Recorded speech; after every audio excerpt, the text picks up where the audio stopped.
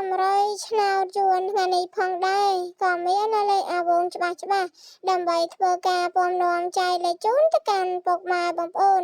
ហើយមកនឹងចូលទៅកាន់វីដេអូសូមពុកម៉ែបងប្អូនទាំងអស់គ្នាកុំភ្លេចជួយចុច like subscribe ដើម្បីទទួលបាននូវវីដេអូតម្រុយឆ្នោតយួនថ្មី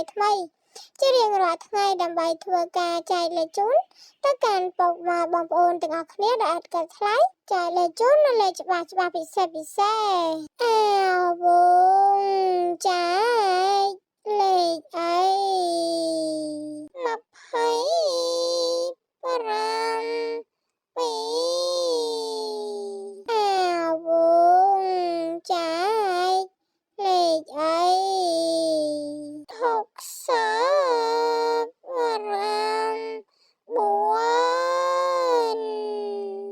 អាវ